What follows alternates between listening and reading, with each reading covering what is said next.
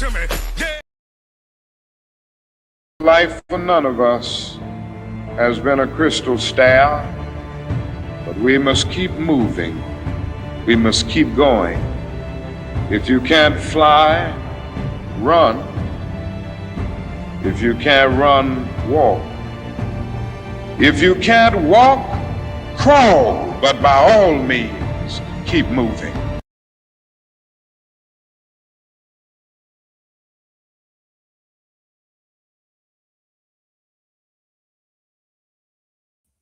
Welcome to the Johnny Binder Show, everyone.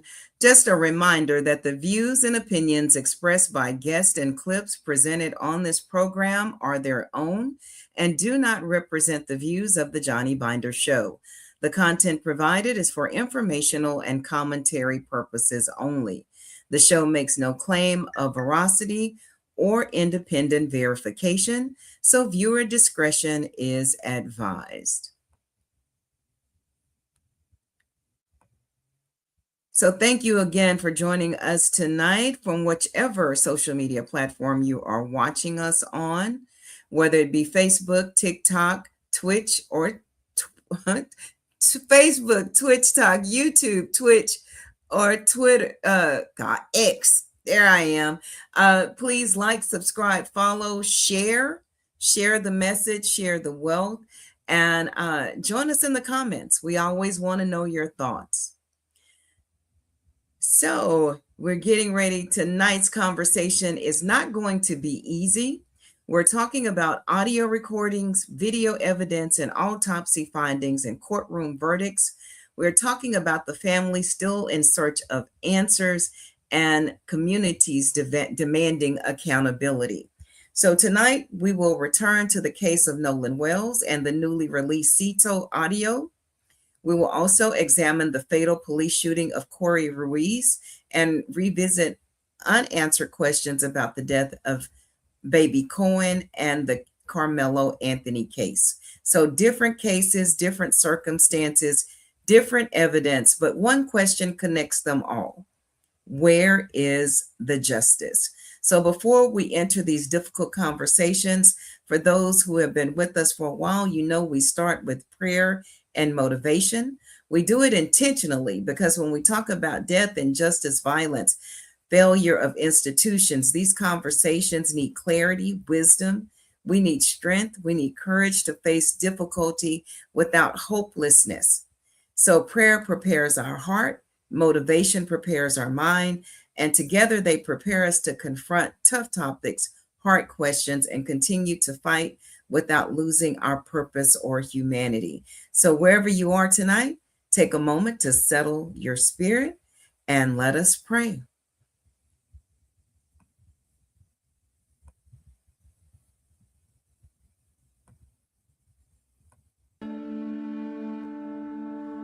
Today I want to thank you, God, for perspective. So many times in my life, I looked at the places I haven't been, the things I haven't received, or the people I can't hug no more, talk to no more. And I prayed you would heal me and strengthen me, because I don't like the feeling of missing nothing. I don't like the feeling of emptiness. But today, I looked at my life and I realized that after everything I lost and everybody I lost, everything I just haven't seen yet, through all of it, you kept me here. You found a reason for me to still be able to enjoy precious moments, to still be able to go get what's next. So today, I thank you, because this morning you thought it was a good idea for me to still be here. And for that alone, I'm grateful. Today, I'm a walking power and a purpose. Thanks to you. Amen.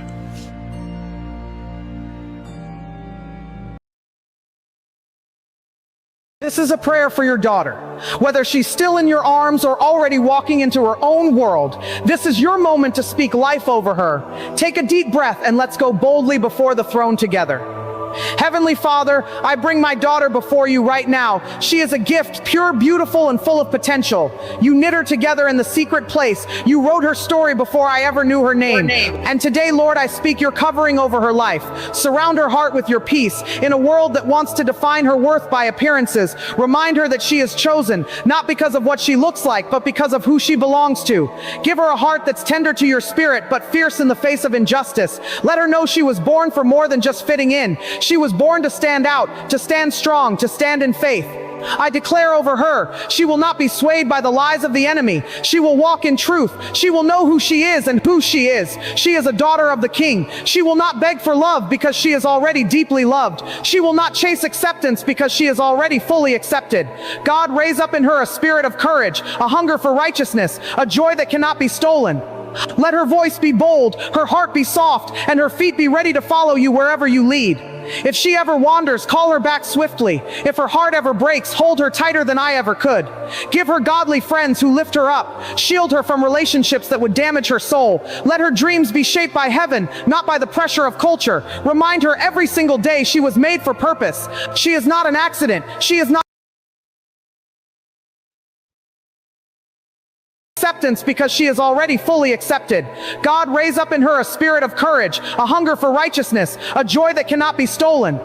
Let her voice be bold, her heart be soft, and her feet be ready to follow you wherever you lead. If she ever wanders, call her back swiftly. If her heart ever breaks, hold her tighter than I ever could. Give her godly friends who lift her up. Shield her from relationships that would damage her soul. Let her dreams be shaped by heaven, not by the pressure of culture. Remind her every single day she was made for purpose. She is not an accident. She is not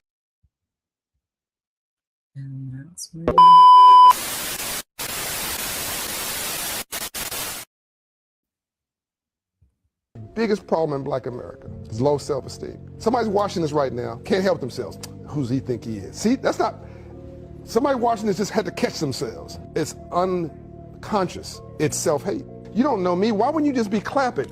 Oh, whatever he's doing, that's great. It's a signal for what I can do. Fantastic. Why would there be any hint of negativity? But if I have low self-esteem, hurt people. So if I don't like me, I'm not gonna like you. Yeah. If I don't feel good about me, I'm not gonna feel good about you. If I don't love me, I don't have a clue how to love you. And if I don't have a purpose in my life, I'll make your life a living hell.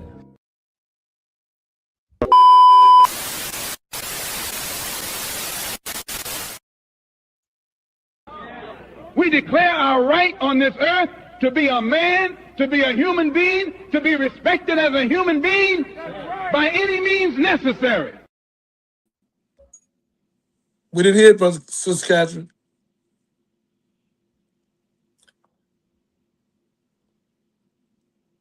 Okay, well, I could hear it. Daniel, can you nod if you were able to hear it or give me a thumbs up? I heard the guy before then, but Malcolm, come on, I didn't hear him. Okay, well, we're fine now. As long as you can hear me, we're good to go. Welcome to the stage, y'all. Minister Johnny Binder from San Antonio. Thank you, ladies and gentlemen. I'm more than glad to be here. This is at the Johnny Binder Show with my COO and producer, and with Pastor Graves, a great pastor. Whoever else comes, I think I have some people in the back office. Thank God for them. Ladies and gentlemen, this is the Johnny Binder Show. It's God's show. Johnny Binder is nobody without God. Like Jesus said, I'm nothing without my Father. That's me too. I'm nothing without my Father. That slave name don't belong to me. It was given to me by my mother and my father. My real name is Dr. David Jeremiah. My spiritual name, but my slave name is Johnny Binder Jr. This at the Johnny Binder Show. Thank y'all. You will see the movie soon. The Redemption of the American Gangster by Martin Reed Preston and Johnny Binder. And we're putting the movie out not just to make money, but to save lives. But this show is about knowledge, wisdom, understanding, freedom, justice, equality, food, clothing, shelter, love, peace, and joy. This is what we do.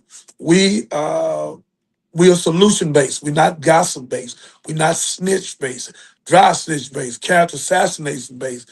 We're not evil-based. We're not mad at somebody, jealous of somebody. Whatever y'all do, do it. God will deal with you. And whoever don't like me, ain't a lot of people, but the few people that don't. My player haters is my elevator. So the more you hate on me, the more God gonna bless me. So please, you that hate, please hate me. I have no problem with it. That's your stupidity and your ignorance because you mad at me because I'm doing something you don't know how to do. So that's on you. Pastor, I almost called him Pastor. Willie D from the Ghetto Boys, me and Captain went on there 3 times with him, and we were successful with millions of people. And he opened up my show the 3rd time I went on it, the Johnny Binder Show. Catherine didn't know it, I didn't know it. He say, let it out the bag. And for tonight, we'll play it to show you that I never was looking for this. God put me here through Brother Willie D, and God put it on Brother Willie D mind to get me and Captain on this show. Because we've been swimming and swimming and swimming and swimming ever since we've been here. We've been learning and learning and learning. And we've had some great people, and we're going to keep going forward. We've touched over 20 million people, and we're going to keep on doing that. So, ladies and gentlemen, we thank you for coming out. TikTok, you've been great. Facebook, you've been great. YouTube, you've been great. Twitter, you've been great. We thank you. Did I miss anybody, Catherine? No, I believe Twitter? that was it. Okay. So we love you for coming out. So again, ladies and gentlemen, this show tonight is powerful.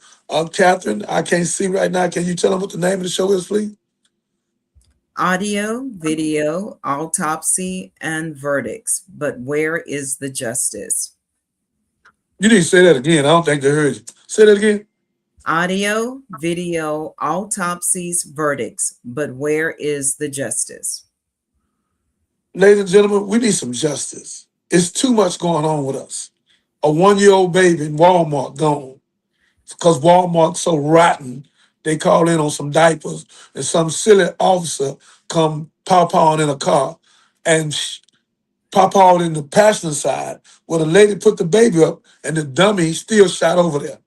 And he ain't fired yet. Be on a paid vacation. Then turn around, Abe, whatever he is,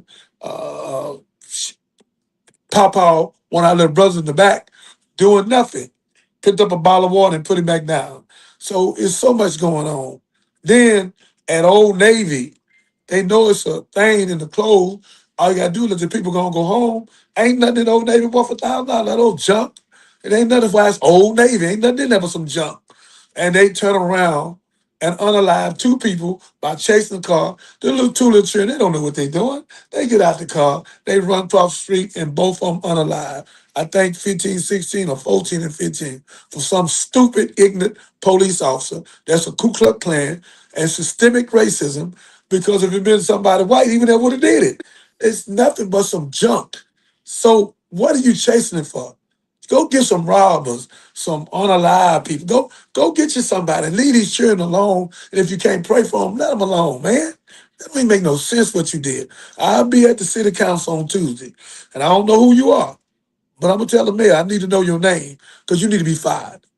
No pay, you don't need no nothing. You need to be gone because you're a silly fool to do what you did, to chase them people down, make them wreck the car, then the children jump out running and get run over because you want to chase the car because they black, driving while black. We understand. So again, ladies and gentlemen, we have to stop the stupidity and the ignorance. And you young people, listen to me. They don't like you. Most of the police, you got some good police, 50, 60%. Then you got some bad ones. So you got to stop putting yourself in the position to deal with them. I know, I've been there, I've done that. I'm a hip hop pastor since 2012 with Pastor C.L. Jackson. I know a lot of people talking about what hip hop mean. The children think they're hip, I hop them over to Jesus. So come on. Leave America alone. Come to God. Get in Proverbs. Read 1 every day. It's 31 of them. Come on to this show and learn knowledge, wisdom, and understanding, freedom, justice, equality, food, clothing, shelter, love, peace, and joy. TikTok, that's what it's about.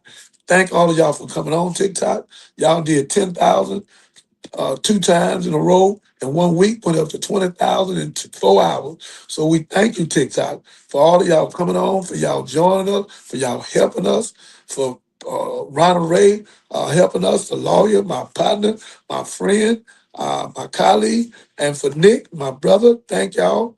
Nick, for doing what y'all do. We need y'all. So again, TikTok and Facebook and Instagram and Twitter and all of you, the subject today is what, Catherine? Audio, video, autopsies, verdicts. But where is the justice? Boom. Let's get started. Okay, fam. Welcome, Pastor Apostle Daniel Graves. Apologies. I want to make sure I get your title right.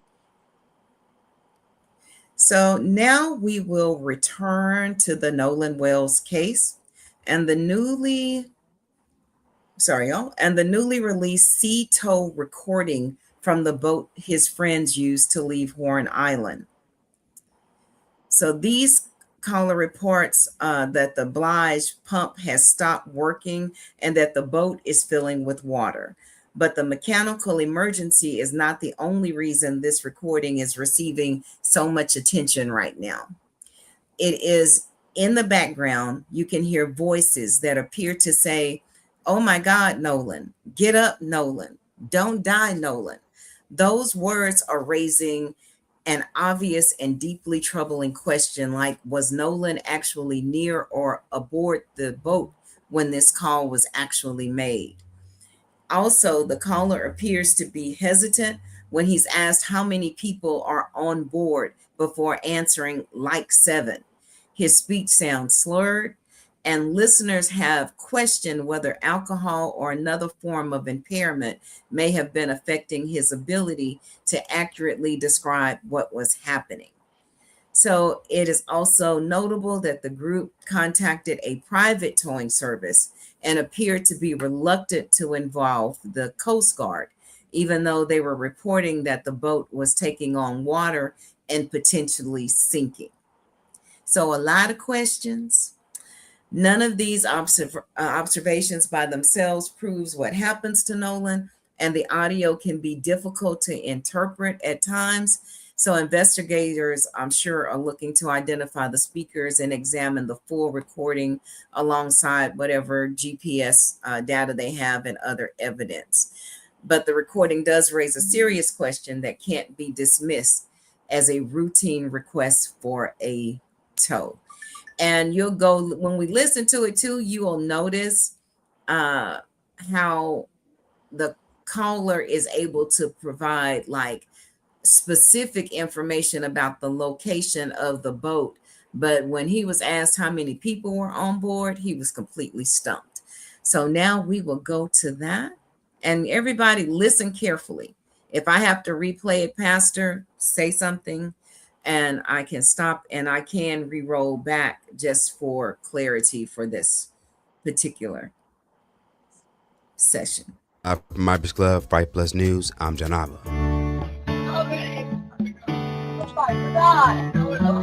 SeaTow Assistance, Vicky speaking. How can I help you? Of course. How far is the word coming up, sir?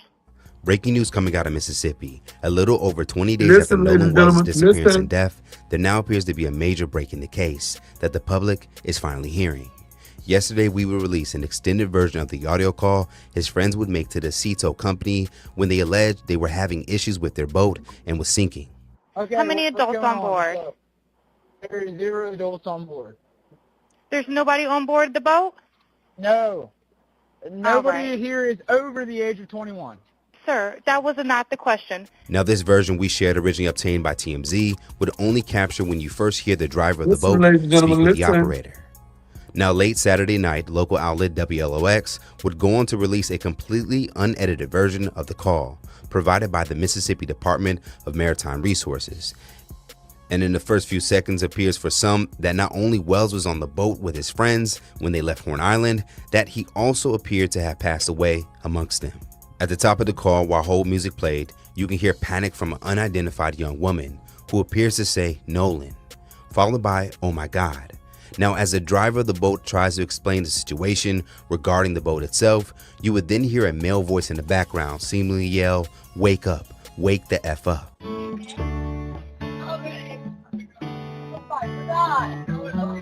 SeaTow Assistance, Vicky speaking. How can I help you? Hey, we're at the west tip of Horn, and our bilge pump stopped working. We're sinking. Can y'all please come? We have a membership. All right, of course. How far is the water coming up, sir? Now, of course, due to the conversations in the background not taking place a part of the actual call, the way some are hearing this could be challenged by those who choose not to see it that way. Now, as an attempt to better make out the background chaos, we will remove the hold music at the beginning in an edited version. To connect you.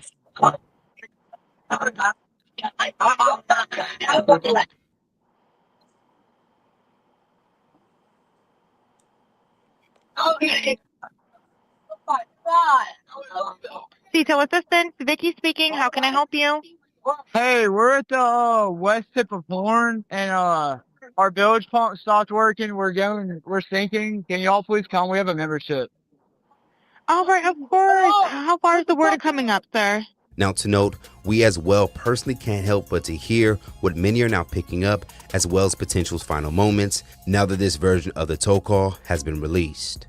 Now, for some, as the call continued, there appeared to be other questionable moments in the background for listeners, as the boat driver, identified as Wyatt Pyron, continued to speak with the operator. Like at the end of the call, when you would hear the called SeaTow captain express that he got a direct call from the grandfather Pyron, who would tell him that a tow was no longer needed. This for some would be the beginning of a cover-up to minimize witnesses. Hi, Captain Seth. This is Vicky from International. How you doing today? Doing good. How are you? Good, good. I apologize ahead of time. I really do. You're going to have a fee-for-service come up under Jerry. Okay. It sounds like a bunch of kids on board on Horn Island. He's letting me know that his father's a member, but he can't give me any information. And he's saying the boat is sinking, and he's on Horn Island. It's just unfortunate. He's just a kid. There's a lot going on. So right. He said there's about a lot of people on board. He says he thinks about 7. I'm guessing they're all under 18. Okay. And I'm not trying to be rude. He wants you guys to go out there and unpump the boat and then tow it in. Do you know what kind of boat it is? He said a Triton 24-footer, but that's all he can give me. Okay. All right. Yeah, I just actually got off the phone with his grandpa, who I'm guessing is the owner of the boat, and he Jerry? said that Jerry. Yeah, he said. Okay. I just hung up with him.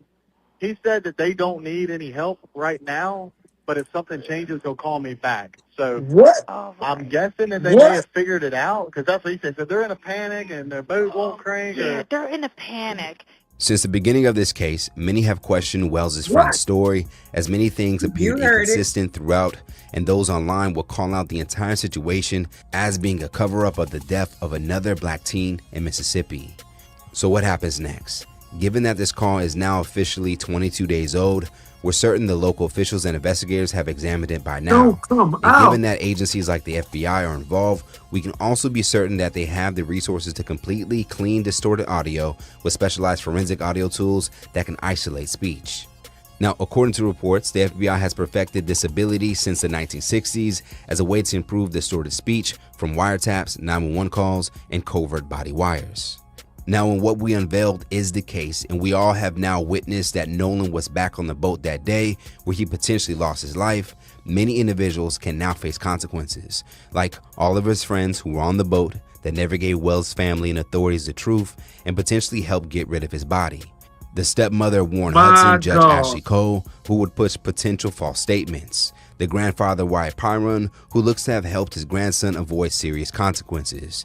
The adults who supplied the teens with alcohol, causing them to potentially make terrible decisions that day.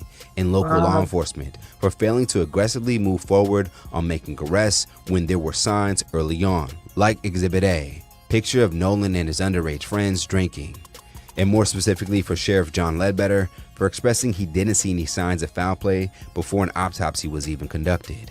This recent update not only could highlight criminal bias, but also media bias because, again, this audio is over 20 days old, but for some reason, none of the major outlets played it in its entirety, which would have captured the slurred speech by Pyron, the boat's driver, thus potentially incriminating him of boating under the influence, which again is against maritime law. as well as capturing him stating that none of the occupants of the boat were over 21 years old, the legal drinking age in Mississippi. Okay, How many what's adults going on board?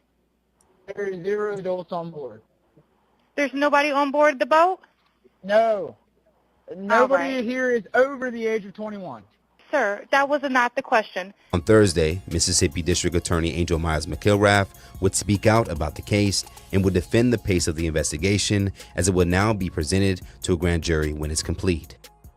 I understand the public's urgency to know what happened to Nolan, but we are not taking time for time's sake. We are taking the time required to complete the work this investigation demands. Since Nolan was reported missing, local, state, and federal law enforcement agencies have worked around the clock investigating what happened to him. Every piece of evidence must be examined. Every credible lead must be followed to its conclusion. Every witness interview must be analyzed in context of all other evidence. The pressure for answers does not change what the work requires. I also understand that many people have questions about why more information has not been released publicly. In Mississippi, the rules of professional conduct restrict the information a prosecutor can release during an investigation. Our restraint in communicating facts and evidence is not an effort to keep the truth from the public. It is an effort to protect the integrity of this investigation and the grand jury proceeding. As your district attorney, I have an ethical obligation to avoid public statements that could influence witnesses, prejudice a proceeding, or compromise the fairness of the legal process. My obligation extends to and requires me to use reasonable care to ensure investigating agencies avoid making those statements and releasing information as well. These rules exist to protect the search for the truth, not to prevent it. When the public asks, what about this, or have they looked at that, or did they think about this? The answer is yes. Those are the same questions investigators ask.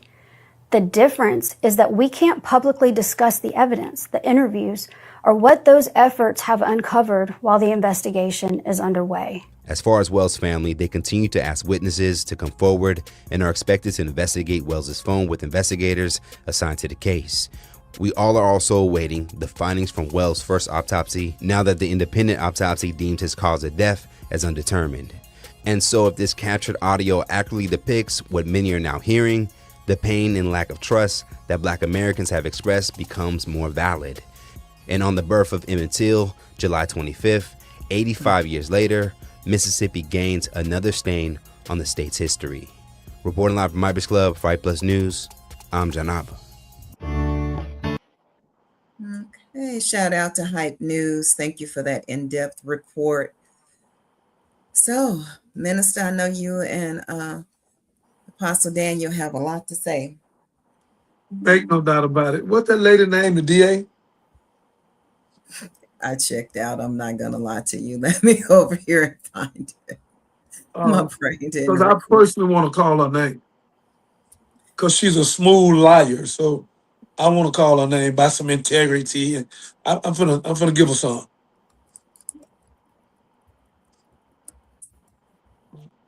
TikTok, with all due respect, I've been doing this a long time, over 30 years. And I know when somebody lying. They trying to protect them 3 little white boys, as usual. All the way 85 years ago from Emmett Till. And then they found out he never whistled at this woman. And if he did, it was not worth taking his life at 14, 15 years old in 1955. So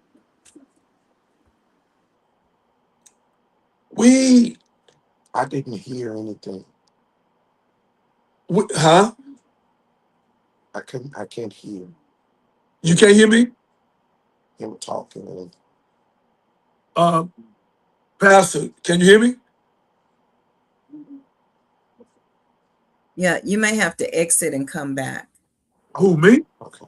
I'm talking to Pastor. Okay. Okay, Pastor. Okay, I'm sorry. Okay, but you can hear me, right?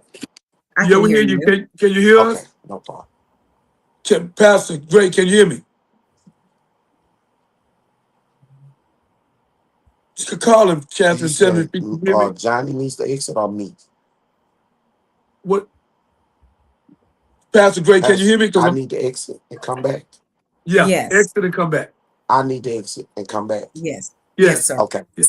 Okay. All right. So again, ladies and gentlemen, I Can hope you hear my me now? producer. Yeah, we Yeah, can we can hear hear you. you. Can you hear Can us? you hear us? Okay. I can hear you. I can't hear Johnny. I can't hear Oh, Mr. That's Can you that's crazy. hear him? weird. Yeah. Mm-hmm. I can hear you, but I can't hear him. Okay. I don't know what that is. Kat, you want me to go out and come right back? No, you're fine. I can hear you. Okay. I don't tell him to go out and come back. He did. Okay. Continue. So, ladies and gentlemen, with all due respect, I apologize. It's a little audio difficulties all over the world. It's raining. There's all kind of stuff going on. It's not due to Catherine. She is a great producer. She Not. put all this stuff Continue. together, and we good. Now back to this. What's that lady name? Her name is Angela Myers, McGrath or something Her like name that. Angela McGrath. Yes. Coming from the McGrath. wrath of God on her. Okay. So Angela Myers McGrath. My name is Johnny Bonder, Dr. Jeremiah, that over 30 million people have listened to me in the last 12 months, and millions of people before that. Young lady, let me tell you something. I know what you're doing. You trying to sound intellectual, like you really give a hell about what you're doing. You know, and I know you don't give a damn about that boy. So we can stop playing the game. You just had a person hung the other day at the college. You didn't do nothing about that. So again, you have not investigated the three boys with the inconsistent lies. So you keep talking about grand jury. We gonna take it to the grand jury. You don't need no grand jury to bring them in and arrest them. A grand jury ain't got nothing to do with no arrest. Grand jury got something to do with indictment. So who in the hell you think you talking to? All three of them need to be arrested and put in separate rooms where they can tell their separate lies. You know they gonna lie. They took the baby body parts to cover up. The parents done paid somebody, however y'all did, all y'all work together. So y'all a bunch of habitual liars. The same way you let that water out in Jackson, Mississippi, for 192,000 people and poured in the water. Same thing you did in Flint, Michigan. So again, we know your schemes. So ma'am, I'm not gonna let you make it. I'm not gonna let you make it. You habitual lie. You don't give a hell about that boy. Because if you did, you would bring them three boys in. You would bring them in and put them in separate rooms and get some professional investigators that's real police, not Ku Klux Klan, and bring some outside forces to do it, because in Mississippi, it ain't gonna work. All y'all cover up. That's your name, cover up. But God gonna uncover y'all. The whole world see y'all, and the whole world see me. And millions of people gonna hear what I'm saying. You are not, you heard that lie you just told? We are trying to be intellectual, and there's certain things we don't want to let out, and we don't want to put the stuff out in. But we not talking about you putting them out. We talking about you bringing them three boys down as the judge, Catherine, played it the other night. As the judge showed you that they're guilty. They guilty of doing something to that boy, but they habitual liars. They are guilty, all three of them. And just one or two of them did more than the other one. One of the boys tried to get himself up already. That's why the mom and everybody, they didn't even go to the funeral. These are friends. They did not, one of them went to the funeral. And then the same night of his departure, now we done found out they throwed him off the boat. He was on the boat. So again, wake up, wake up, wake up. He wasn't in the water talking about no wake up. So again, this is a bunch of buffoonery. And then when they was asked about it at the party, we don't want to talk about it. We don't want to be guilty. We don't want nobody accusing us. Accusing you of what? If that's your friend, this is what I'm confused about. Y'all been friends 7, 8 years. If that's your friend, why you back from the island? Why you ain't still on the island with the rescue team, at least 24 hours? You didn't even do 24 hours, 48 hours, staying there looking for him and calling your parents saying we're looking for him. You did better than that. Your grandfather with his Ku Klux Klan self called in and told the police, oh, no, you don't need to go. Oh, that's my boat. Oh, it ain't sinking. Because y'all had to cover up, and you didn't want the Coast Guard to go out. And the Coast Guard, with their weak self, they heard the call, and you're going to let a white grandfather call in, don't go, where they can cover it up.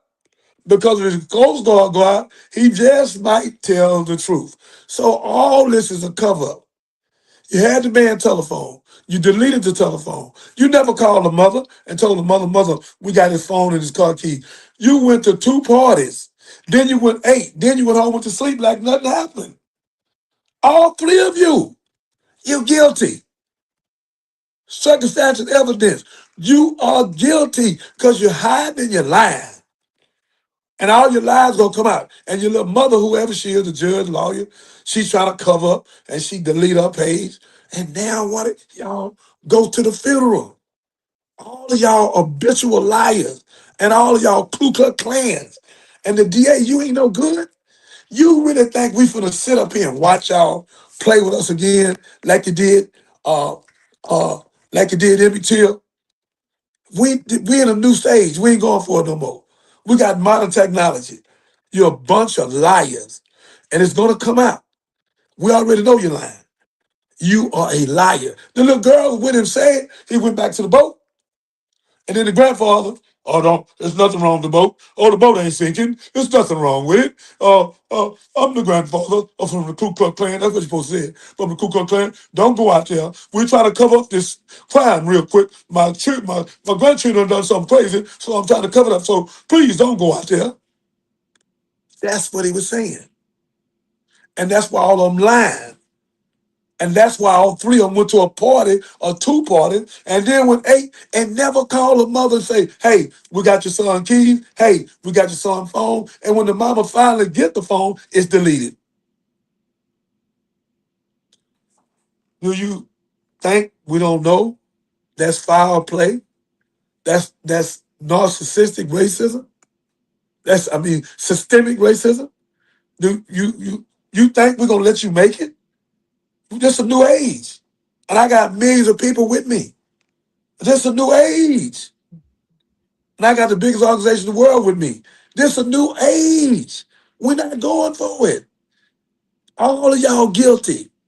And just whoever did it. And the other one trying to cover it up. Y'all, the man Curtis say, give me my woo-woo phone. Then the girl say, wake him up, wake him up.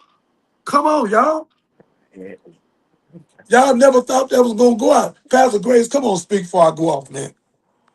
Well, it's clear, and Johnny, Minister Bonner, I understand it's a great ethical task here for us to decipher this. What you must remember is that racism is not only systematic in this country. Racism is a posture of ethics.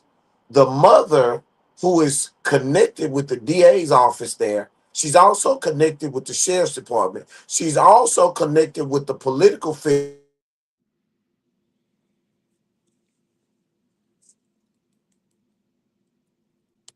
Pastor Gray, come on back. Yeah, you cut out. Your mic cut out just when it was getting to the good part.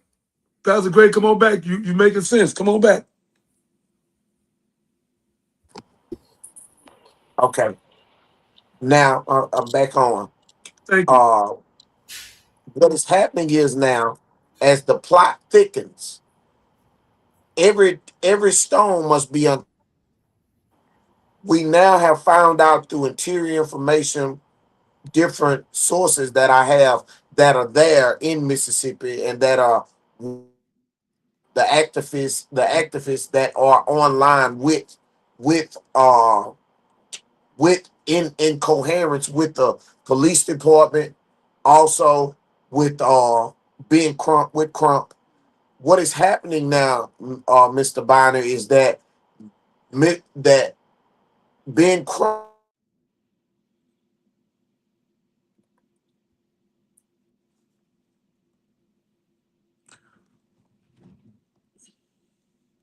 Pastor Graves?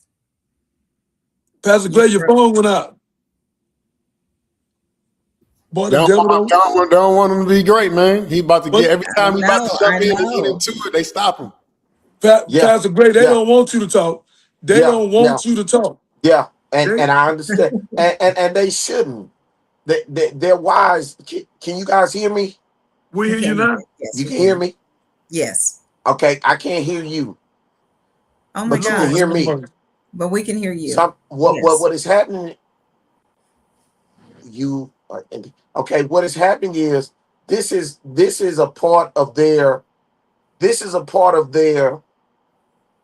plot.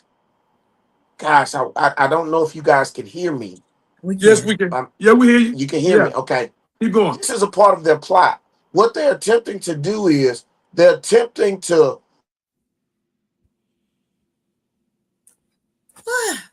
my God. I know. I think they're getting us. Okay, tell him to go out and let Marcus come in. Marcus, you come in. Call Pastor Gray and tell him to go out and come back in because they're not letting him talk. Marcus, come in and speak. Well, yeah, I mean, happy Sunday, man. You know, I know it's a lot of updates, a lot of things going on out there in Jackson County. I heard about the video that they just had. You know, I heard about the interview that one of his best friends did with Officer Tatum, which is crazy. I don't know if y'all know who Officer Tatum is, but he's one of those. He's actually my cousin. Officer Tatum, one of your cousins? Yeah. Okay, well, I'll hold my thoughts. No, you don't. Let it roll. Let it roll. Let it roll. So I actually I saw how Officer Tatum came into social media. You know, he came, black man. Captain, call him and tell him come back in. He speaks for the whites. You know, he says a lot of things that the whites wish they could say, and it's like he's almost like a puppet for them. Yes. So anytime people go to this platform or he has an opinion on this platform, which I watch a lot of his videos, I kind of already know where he's coming from or where he's trying to go or take the audience. And so that's not a place where I would go if you're pro Nolan Wells for an interview. And, you know, again, I haven't watched the Officer Tatum interview with best friend, but I do know that whatever Officer Tatum does on his platform is normally not for us. And again, when he came out, he actually was promoting his stream, his podcast, his actual show on CNN. I remember the TV commercials that was playing on CNN, and I was like, whoever this man is, he knows what he's doing. And then the fact that he was a police officer also lets you know what side he is on or was on. So I think, you know, the young man going to interview on that platform, probably something he shouldn't have done.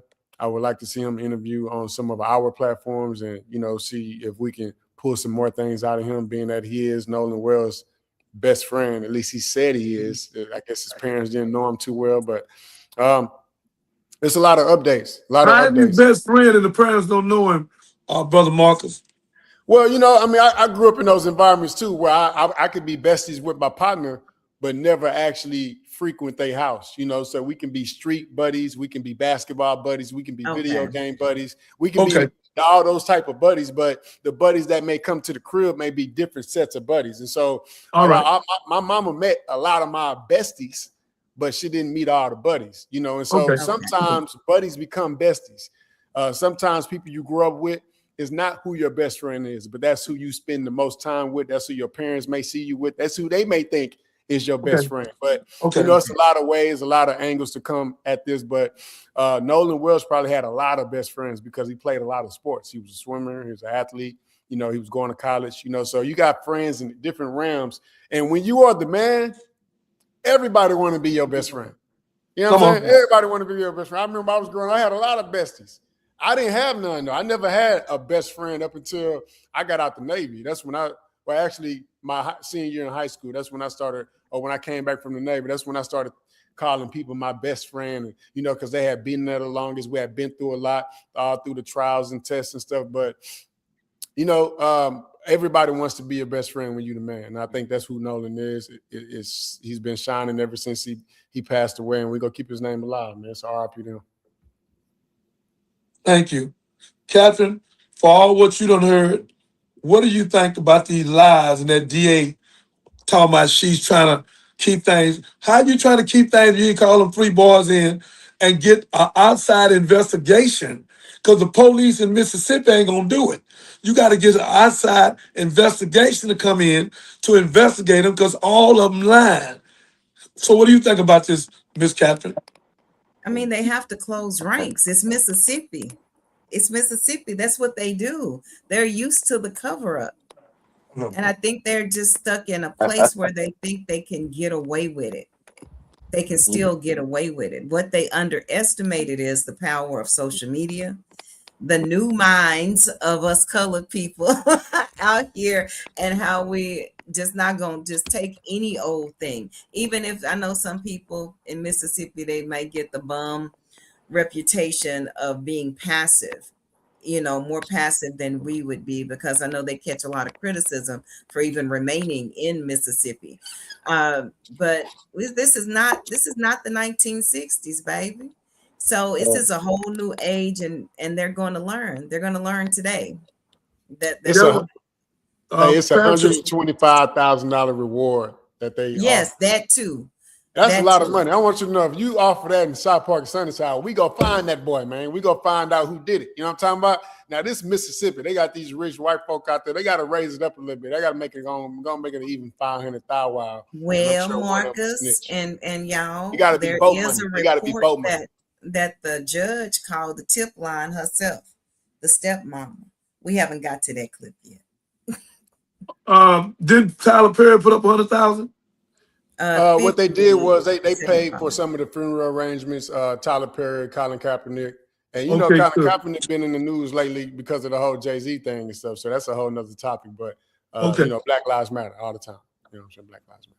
Pastor Grave, can you hear us now? Where did he go? My God. Yeah, they're battling. The forces of evil are battling me here. Yeah. They don't want Pastor Grave. Pastor Grave, can you hear me? Pastor Grave, can you hear me?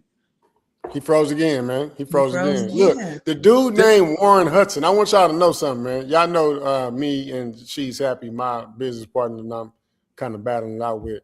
You know, I mean, Warren's not a good name right now, is what I'm saying. Yeah. So this dude's name is Warren Hudson, and other dude that interviewed with Officer Tatum was Tracerton Shepard. So those two are Nolan Wells' close friends, is what they say. Close friends, not best friends, but close friends. My God. Go ahead, go ahead. What you got, Dan? And also at this time, we need to let them know that they are investigating not only the friends of Nolan, they're investigating the friends of all 4 of those young men who were there. And also the young lady who you hear on that recording has now went into hiding. See, this is what is going on in the interior investigation right there in that county. They done took him out again. Again. Lord, ladies and gentlemen, y'all can see it for yourself that Pastor Grave is a threat because he's been in a church of 100-something years. They know he'll speak the truth, and they are trying to stop him from working with me and Marcus and Catherine. Hey, is the woman that he's saying is you know, is in hiding? Is that the woman that was on that Nolan stayed back to hang out with, or is that just another? She was on Are the you boat. talking about the one on the boat? She was on the boat. Okay. Is that the one that said Nolan? Oh my God. That's the one. That's the one. That's her. She's in hiding as we speak. She's in hiding. You must understand, this cover up is going to turn out to be one of the ugliest, one of the most disrespectful acts of the Mississippi judicial system you've ever seen. Wow. This is what. Listen, TikTok, about Mississippi judicial Ku Klux Klan system. Yeah, we're having to patch it together, but we're definitely going to hear out what Pastor Graves has to say because he's lost his audio again. It's like whenever we get to the good part, mysteriously he cuts out. It sounds like Pastor Graves he's from Mississippi. He's in Mississippi. No, he's in Houston. He's in Houston. Okay. Cool. They, Because he they sounds like he don't. got some insight or some close ties to the people. He do. He's very powerful, and Yeah, yeah. I've been knowing him And for what a we must while. They understand scared is him. it's okay. They bug my phones and everything. It's no problem.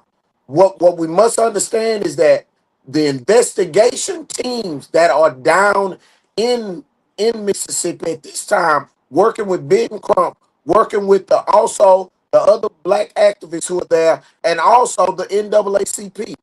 So we're not asleep. The African American community is very present, and we're not asleep down there. What is going to happen, Mr. Bynum, is that judicial system is going to come under investigation. That district attorney, she's going to be investigated. They have opened up a can of worms that they can. That's right. TikTok, you heard Pastor Gray. He's telling the truth. You heard Marcus Biles, she's happy help. I have some great people with me. You heard Miss Catherine? We got people, we truth tellers. We're not going for that. You can't bring that to us. We know better. The DA, well, I'm trying. You ain't get some outside people, bring them three liars, them three lying children that has systemic racism, that's been taught by their parents, and they took that boy just to show us, I'm telling you, throw him out in that water. Then talking about he drowned it. Shut the hell up. And then you took all his insides out where the ZC autopsy couldn't tell what happened. But they got the back of his head. What y'all are Ku Klux Klan. We know that from Emmett Till. We know that when you took paws in the water a few years ago, 192,000 black people in Mississippi. So we know who you are. You are systemic racism. You Ku Klux Klan. You Donald Trumpenites. That's who you are. You Donald Trumpernite, and you work for Israel. All of y'all work for the devil. And God, Jesus said in John 8:44, you of your father the devil. So I'm putting it out there. I ain't scared of you. You of your father the devil. And the work of your father you should do. He was a murderer, lied, and both not in the truth. So I don't want to hear you. All of y'all are liars. And you're going to hell with a gasoline jacket on for taking that boy's life. You unalive that boy for racism, systemic racism. Supposed to have been your friend, you growed up with him, and you threw him over in that water. And then the grandfather with your Ku Klux Klan self, you going to call you the Grand Dragon. Oh, it's no problem. The boat ain't sinking. The boat never was sinking. The boat ain't sinking. That was a lie to throw him in the water. The boat ain't sinking. Everything is good now. So the boat ain't sinking. We're good now. Don't go out there. Let my children try to cover up something. Don't go out there. That's my boat. Don't go. Hey, Oh, hey, yes, Johnny, sir. Johnny, you know what's Yes, crazy, sir. Johnny? I just thought about something. You just said that, the young ladies in hiding, they not really investigating anything. We know that they were underage drinking on the boat. Come on. That's what we know. Exactly. We know that. Ain't nobody being held accountable for nothing. No, You know what I'm saying? We Nothing. know that when you are the captain of a boat, whoever leaves on your boat got to come back on your boat. We know that. We know that he called and was like, hey, we members, we not members, come save us. And they didn't come save him and all that. We know all these things. They was even on the boat saying like all the illegal things they was doing. It's like, it's crazy. And then the young man, Warren, called his mom that same night and was like, hey, he explained that the phones are commonly left on boats. Nobody leave their boat, they phone on the boat. You know what I'm saying? But again, Warren, after he became concerned, is what it says. After he became concerned later that evening, he contacted Nolan's mother and helped notify authorities when Nolan could not be located. So the same day when something happened, right? So the same day, that evening, later that evening, Warren Hudson contacted Nolan's mother. Why? If y'all just left him on the island, you know what I'm saying, to hang out with the girls or something like that, why are you contacting his mom? It's crazy situation, man. The timeline's not adding up. Yeah, and That's great. A lot of it isn't adding up. A lot of it, what you will find, a lot of this is systemic in Mississippi for hiding murders and killings of the black African American people. Unalive. See, Unalive. excuse me, unalive. When they unalived this young man, that girl who was on that recording, She was present. That is why she's in hiding as we speak. What we must understand is that we cannot fall asleep on this issue whatsoever. We will not, and I am so We're glad not gonna let it that alone. Ben Crump, We're not gonna let it alone. is present. He not only has the intelligence, but he has the finances. It is going to take finances, and it is going to take present bodies to fight this fight. Boy, they're backing me on this. I'm gonna get my sponsors to give me and Catherine about $25,000. We need to go down there for about 3 days to get us a hotel and get all our investigators down there. But I kind of want to investigate this myself. I don't want to wait. So I'm gonna call my sponsors tonight and tomorrow morning. We need to get down there, Catherine, and you need to put a $25,000 thing together where I can send it out to the sponsor where we can get down there. We need to stop this systemic racism. That little girl, they done paid her to hide her. Believe me, they hide that little girl, man. Because that little girl will bust this whole case wide open. They done gave the family $500,000. Believe me, they hide that little girl. They hide that little girl just to show us I'm on this phone. That DA, all of them no good. They took the body parts when they got ready to send it to DC, Pastor Marcus. They got ready to send the part, and when they got the body there, they couldn't investigate, do no body part. Everything been stripped. The throat been stripped, the tummy been taken. They done took everything out. They sent an empty body down there. Because the mama them don't want their son to be investigated because they know what they did. They know they unalived that boy. And that's why the grandfather called in. No, don't go to the ship. That's my boat. Leave it alone. It ain't sinking. I said it. Boy, I'm a millionaire, boy. Don't you go out there, boy. Yes, sir, boss. All this a cover up, Catherine. All of it. Bunch of cowards. I'm sick of these Negroes from the other day leader. You ain't no damn leader for me. If you can't speak what I'm saying, I don't give a damn who you are. You ain't no leader for me. And you ain't no leader for no black folk. And if you say you a leader for black folk, I'm gonna run you out of town. Run around here telling me ain't no racism. This is systemic racism. Well, we don't wanna lead to no conclusions, and we what the hell is you talking about? Emmett Till, that's the conclusion. Mississippi don't give a damn about no black people. TikTok know it, Facebook know it, YouTube know it, Ray Charles know it from the graveyard. Abner Presley know it. Keep on faking right here. We keep on letting these folks take our life, take our children's life, and then right there in Mississippi, Walmart with their Ku Klux Klan self. I want Walmart boycotted. I want 4 Walmarts, 1 for that boy, 1-year-old baby, and 3 for us. And Walmart, I know you don't think I'm nobody, and I know you think I got a small voice, but I promise you, Walmart, I'm gonna start a boycott. And I don't. And if the pastor in Atlanta don't want to come, stay where you at, cause you can't buy me. I'm not Bible. I'm not Jamal Bryant. You can't buy me. I'm not saying you bought him, but you can't buy me because I want Walmart shut down. Shut down. Marcus told y'all what to do. Go in there, get a bunch of that stuff, get it, sell it, get it, sell it, get it, sell it, and mess with their numbers until we can get our own Walmart. And Walmart, you got over 1,000 Walmarts. So I tell you what you need to do. Tell you what you need to do. We want 4 of them for what you did. You call the police for some diapers, and you unalive that baby, and you ain't said nothing. You didn't pay for the funeral. You right It's okay, Pastor. I'm gonna stop you right there because we're gonna get to baby coin in just a second. But I did want to make sure that we cover Corey Ruiz before we get close to time. Come on. Okay, so now we turn to Madison, Wisconsin, where there was a fatal shooting of 38-year-old Corey Durell Ruiz, and it sparked protests and demonstrations for transparency. So, of course, police are saying that officers approached Corey during the investigation, alleged that he produced a knife and injured an officer. And they say a taser was used before one of the officers fired fatal shots. What they're not saying is that the officer fired these shots at point blank range. And it was essentially an execution. So the officers were not wearing body cameras. Convenient, right?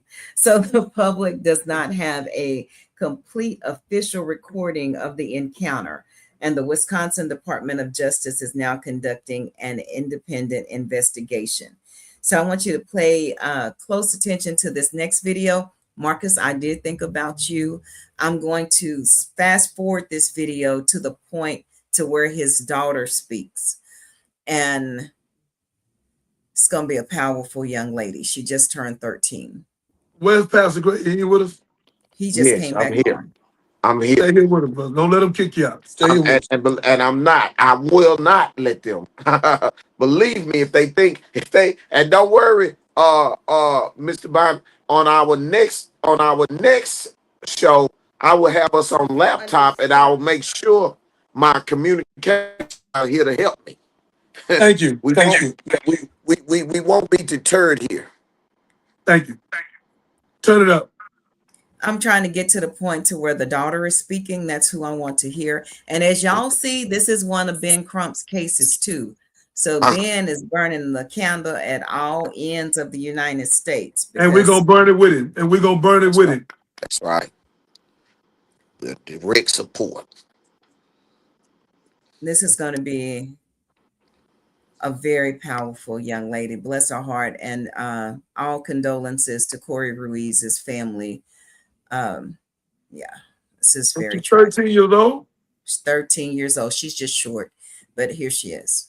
Corey. Justice for Corey. Justice for Corey. Justice for Corey. Justice for Corey. Justice for Corey. No justice, no peace. No justice, no peace.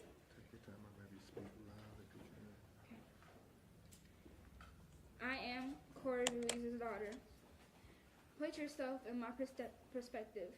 Imagine waking up thinking. Just 13-year-old baby speaking, y'all. My day started. I looked at the time, and I had one on my phone, and then I had called my cousin. We were just talking for a little bit. Then my mom called me. She called me saying that she told me something that was in when she was at the house, and I was so confused. I was like, "What is she talking about?" Listen, TikTok. It's a baby speaking. My heart was so broken, I don't even know how to put it in words. Then I asked, because, sometimes if you get shot, you might live off of that. When she told me he had been shot and dead and killed, I started crying. I didn't even know what to say. I didn't know what to do. My heart was just so broken, and it just hurt so much knowing I can't see my father anymore. Oh my God. Whoever is saying, "Oh, but he was a criminal." So what? He had a family. He had me. My God. The last time I talked to him, it was for a short period of time, and I wish it'd been longer. I wish I could see him one more time. I wish he could tell me how much he loves me one more time. My God. He tried to do his best for me and his family. I wish he was still here, so I would never, in a million years, think that I would see my father on a shirt, a pin, a necklace, on social media saying he was shot and killed by a police officer. My Lord. How can I call you knowing you shot my father? Oh my God. 4 policemen on 1 black man. On top of that, how are you going to be scared of us if you're supposed to save us and you kill us? My God. 13 years old. It doesn't make any sense at all. I just wish it had been a different way. I just wish, what if the police never been called? What if they just let him go? What if they de-escalated the situation? A baby. At the mouth of a baby. You can't sugarcoat it. You can't put a Band-Aid on it. Everybody knows there's so many protests yesterday, so many posts from different parts of Wisconsin that I know of. This morning, no, yesterday, when we were at, I don't know what it's called, but when we were... Listen, TikTok. Yes, when we were at the visual, my friend kept texting me saying, "Are you okay? Please talk to me. I want to know if you're safe." I called my cousin back. She said, "Oh my gosh, are you okay?" So put yourself in my shoes. What would you do knowing you just turned 13 last month and that you're about to go into a whole new level of school, knowing that your dad is dead? Lord. When I grow up, My God. if I have kids, how do I tell them? This baby's intelligent. I tell them that he has been shot and killed by somebody we need protection for. How do I tell my little brother in the future why I don't see my dad that much anymore? Because he's dead. It makes no sense. No sense. No sense. I just wish I'd see him one last time. I hear his voice one last time. Oh my God. No one deserves this, especially not if he's a man of color. Justice for Corey. Justice My for Corey. God. Justice. Oh my God. Oh my And God. Marcus, I thought she is, she's lightly crying, but she was able to be very Oh my articulate God. and very powerful and still be poised as she possibly could be in this situation. But Oh it's my a God. powerful young lady. That's a powerful young lady. Yeah, She's this is brave. one of those. This is a different She's situation. brave. Yeah, man. Yeah. I'm talking about, man. This, to She's see the brave. daughters at the podium, like that's totally different from even from what we was talking about last time. It's similar but different. I don't want to see anybody crying on the podium that look like me. I'm tired of seeing us crying. I'm not saying we need to start making them cry by doing the same things that they doing to us, but we got to do something different. So what we're doing is not working. Let me say something for the child, if I may. You Pastor guys Greg, are really fighting the whole. hello? Oh my gosh. And it took Pastor Gray out again. Oh my God. They're not going to let him speak. However, can you hear me, Marcus? We can hear you. I can hear you definitely. I want to say something. I done heard Josiah from the Bible. 8 years old. It was a king. That's right.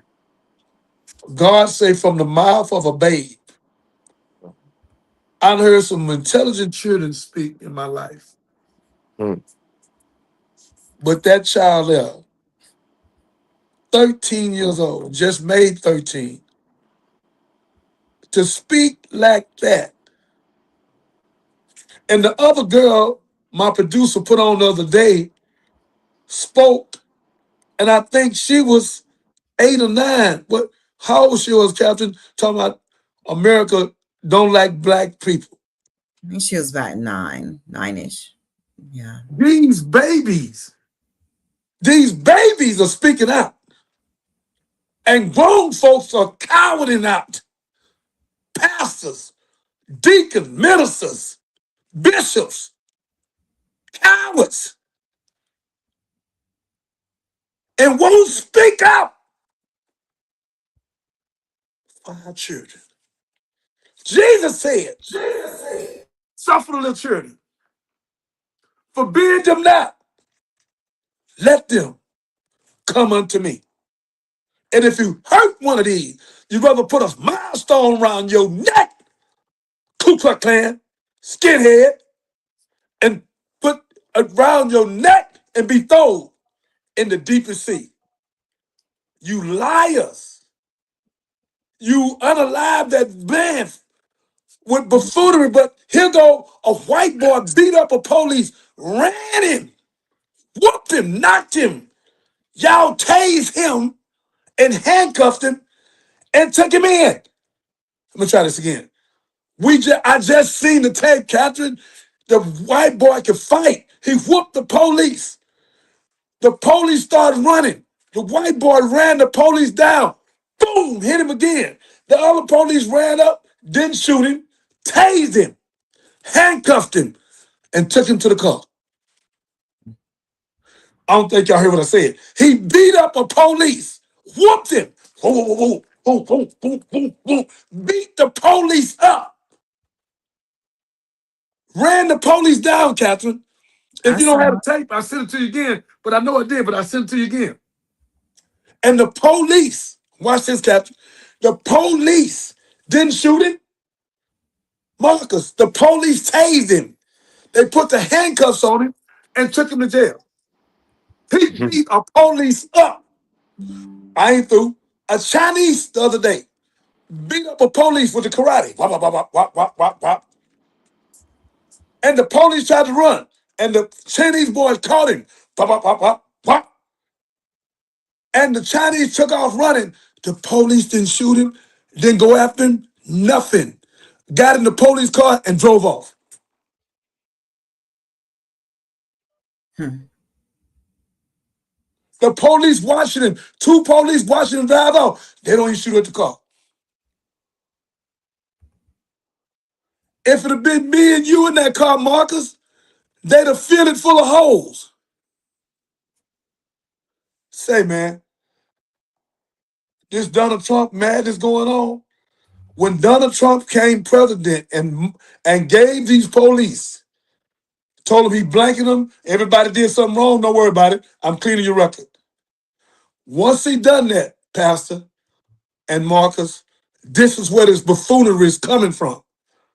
This is all out war, man. Brother, we are not safe in America. Nobody of color, nobody look like Hispanic, black, Cuban, all of them black. We are not safe in America. These Caucasians, these Ku Klux Klan ass police, not all of them, but the 15, 20, 25% of them, they doing it. I have a lot of police friends. They would never do that. But the ones there's Pride Boys and Klansmen that put them suits on to do what they're doing. They get a badge and a gun to do what they doing. They ain't trying to downplay nothing. They ain't trying to, they escalate. They're not de-escalate nothing. They setting it off. It was a child, Catherine, in the park a few years ago, in the park with a water gun. 3 police officers sitting up telling the little boy to put the water gun down. 1 police drove up, never said nothing, shot the boy in the head. Pow, pow. With a water gun, a pop out of the head, with a water gun.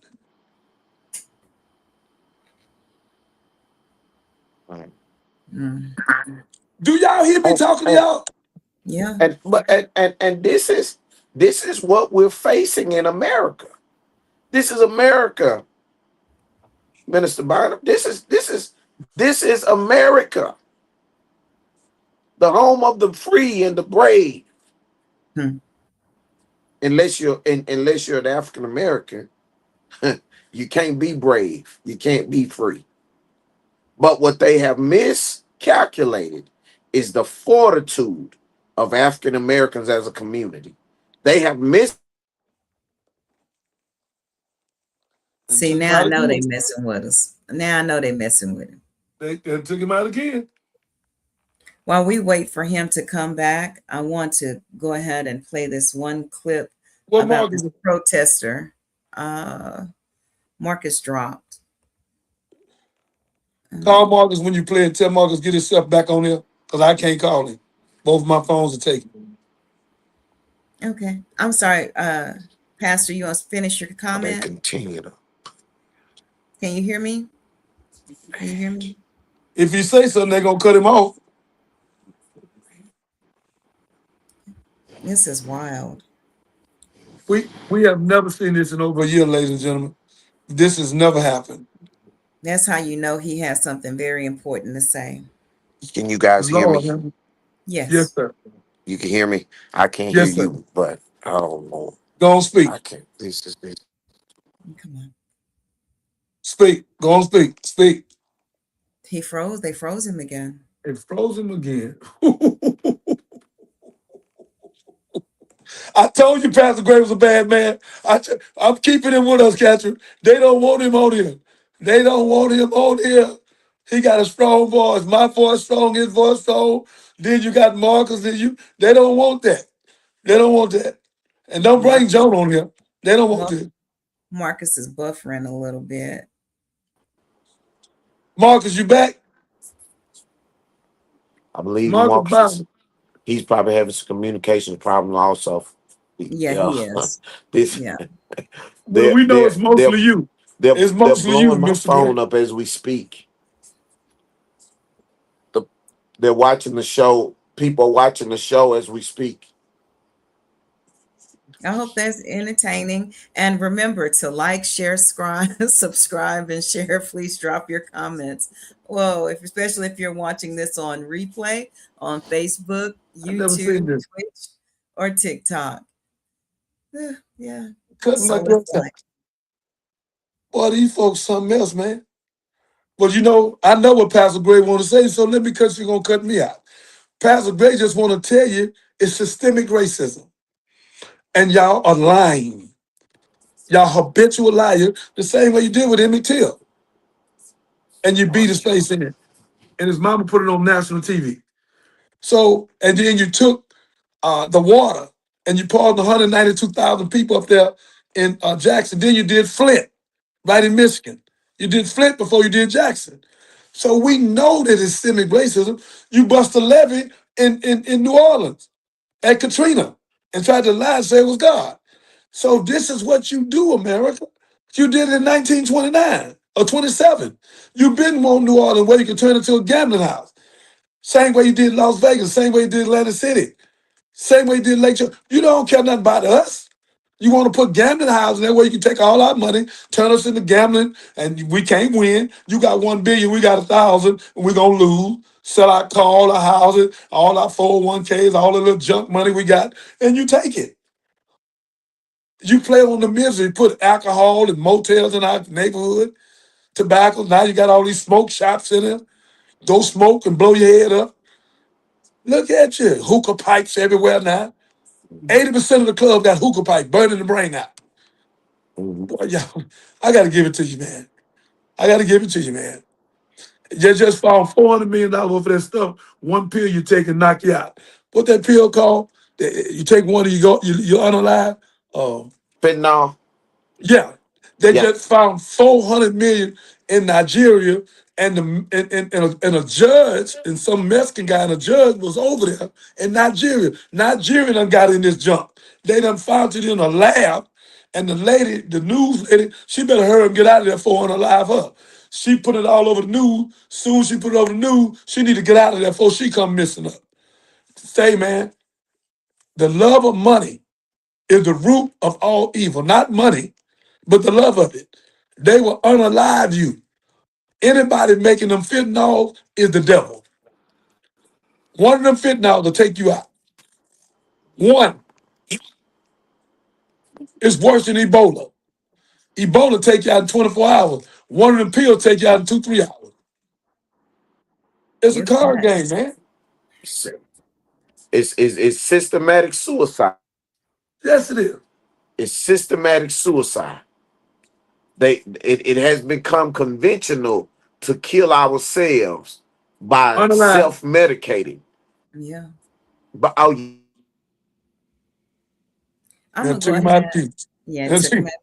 I'm gonna go ahead and run this clip of this protester. They're not gonna let it speak. I ain't never seen nothing like this. Trust in this department is not something any of us can assume. It is Master, by far you our trying to greatest stop commodity. me.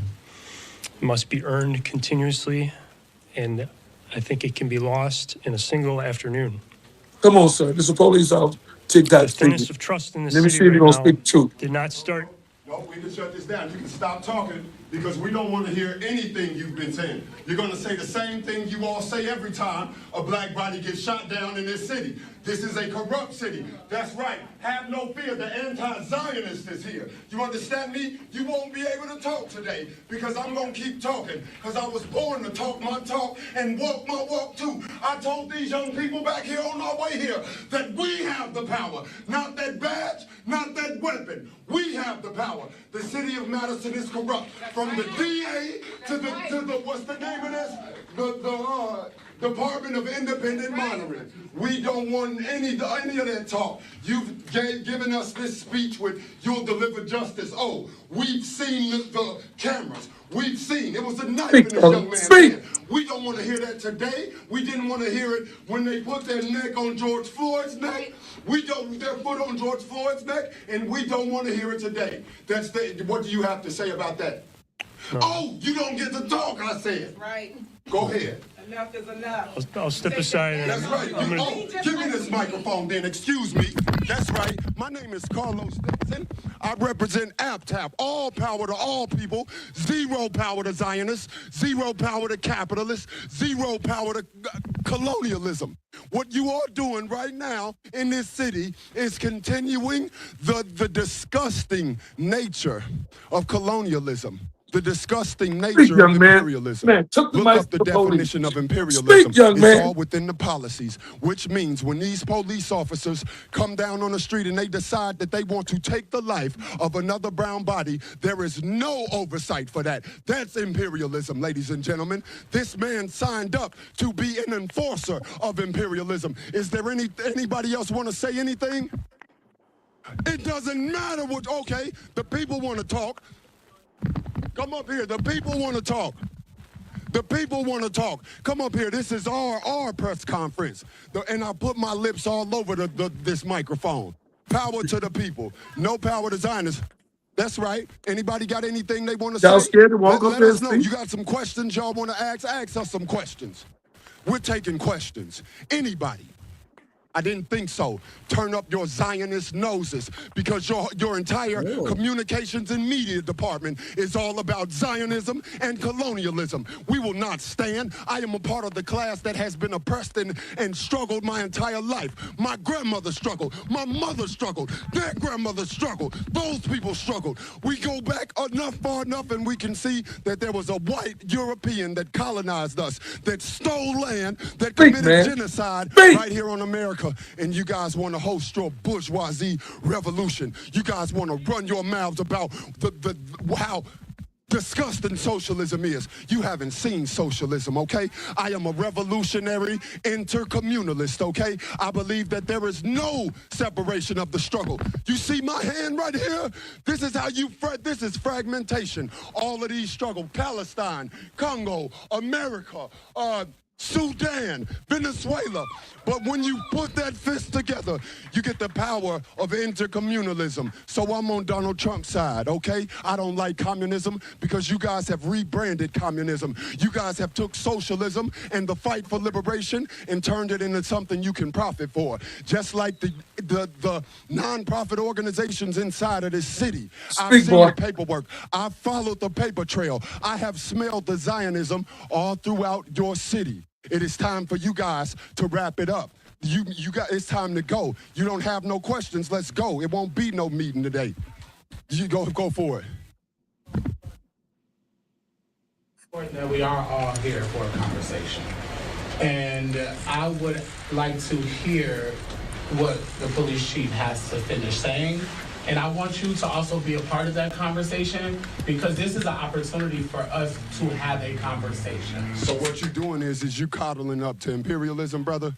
There will be no coddling to imperialism. If you don't have a question about what kind of charges are going to be brought by so you are coddling to imperialism. I don't stand for that. I'm fundamentally rejected, brother. You can get on. If you got some questions about what's going to happen to these pigs that killed that young man because he appeared to be homeless, then let us know. Will there be charges? So? That sounds like a song. There will be no investigation. Police have asked DCI to do is a homicide. investigation.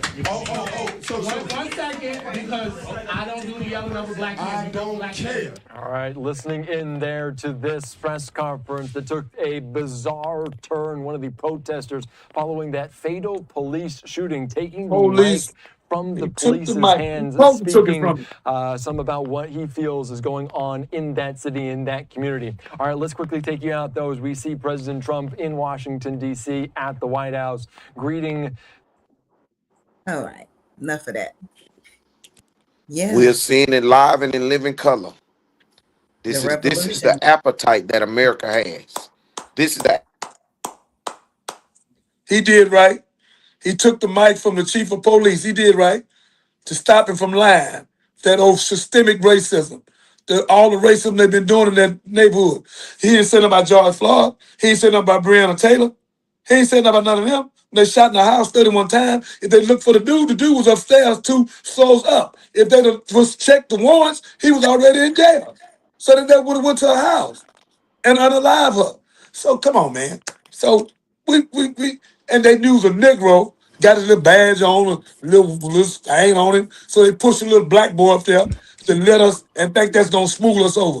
Negro, if you ain't talking about filing charge on that police officer that unalive that boy, we don't want to hear nothing from you. We looking into it. Look into what? And the tape show he shot the boy. It's close range. And then lie about he got a knife. Come on, man. Come on, man. I want to go through the timeline. I don't know. Please go through it. Please, Mark. Timeline of the actual event, but please. Let me see here what we got. Take your time. Go through it, Marcus. Yeah. So it was 4 officers. Actually, a few. So based on what has been publicly released by Madison police, again, I think this is Milwaukee, right? So they had videos, witness accounts, different angles. It happened on Wednesday, July 22nd. Before the encounter, police received reports of a man looking into parked vehicles in the Williamson Street area. Around the same time that they got a call about a man looking into parked vehicles, officers also received a report of a possible unlawful entry into a nearby home. Now, this is what alerted the police. If you understand, when police are called out to a scene or a crime, based on what they got on from the call, that's how they actually pull up. If they say, somebody broke into a home, they pulling up as if somebody broke into a home. They say it's just a minor disturbance. They pulling up as if it's a minor disturbance. They was pulling up on this man as if he was the one that was breaking into homes. So kind of keep that. God have mercy.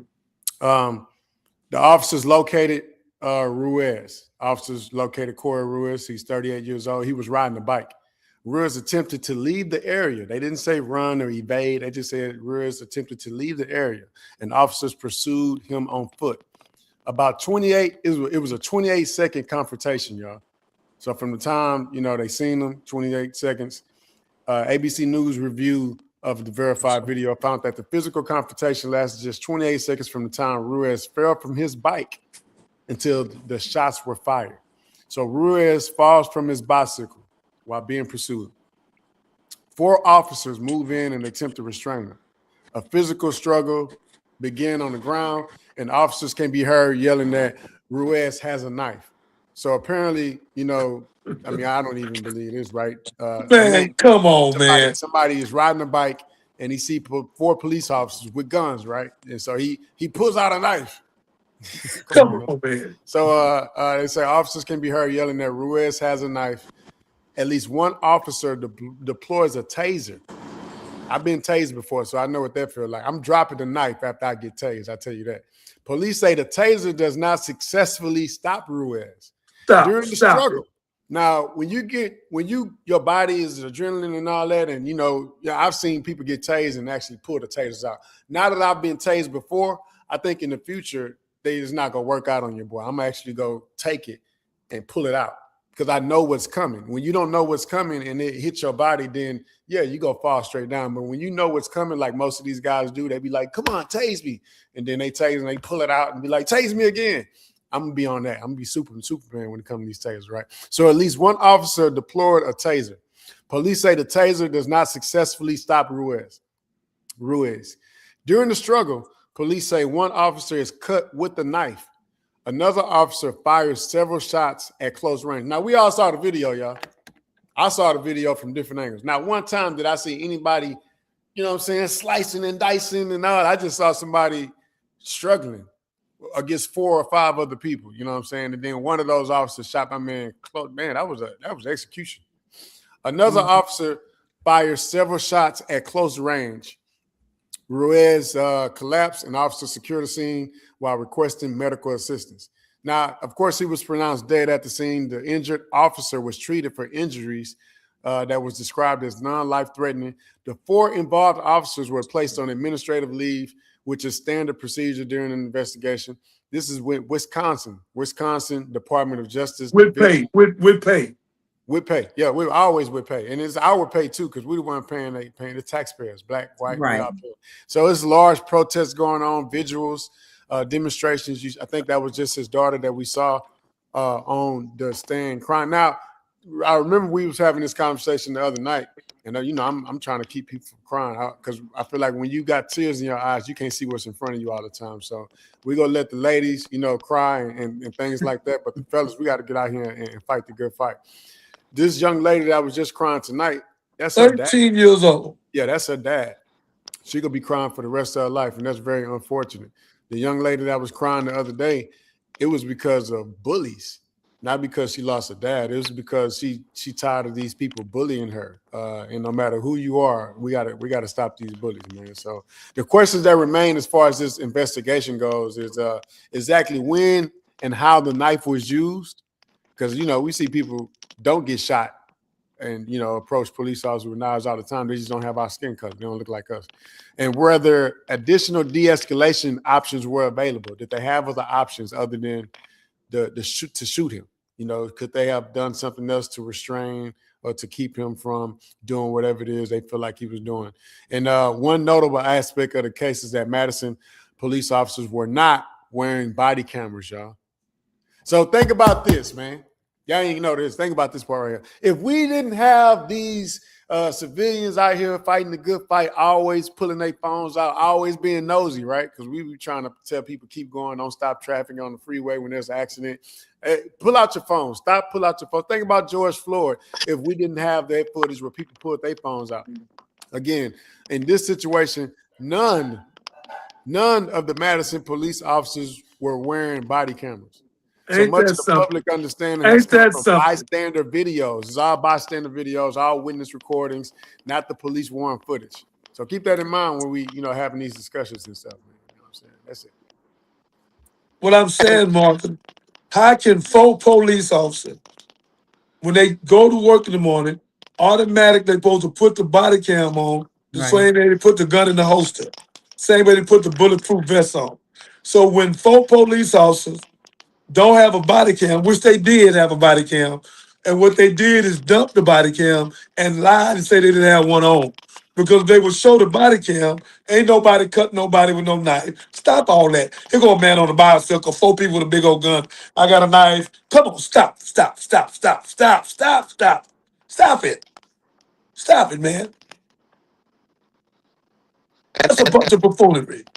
Minister, this is the nature of the systematic racism that is performed. And cut him out again. Oh, boy. Boy, this government.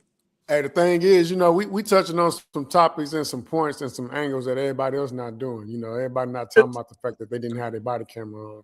And you just pointed out that they probably did have it on. They just told us they didn't have it on because the evidence is right there. Thank you, Brother Martin. They not gonna show them body cam. The body cam gonna show ain't nobody cut nobody. The same way they lied on that girl and talking about Donald Trump. The president of the United States of America said that the girl run over him so bad they had to rush him to the hospital.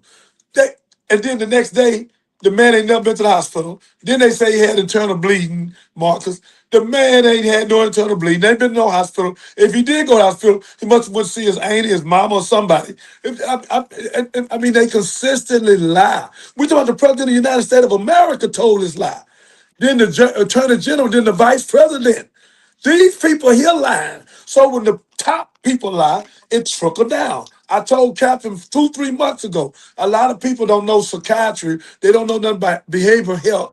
They don't know nothing about a psychosocial assessment and genetic.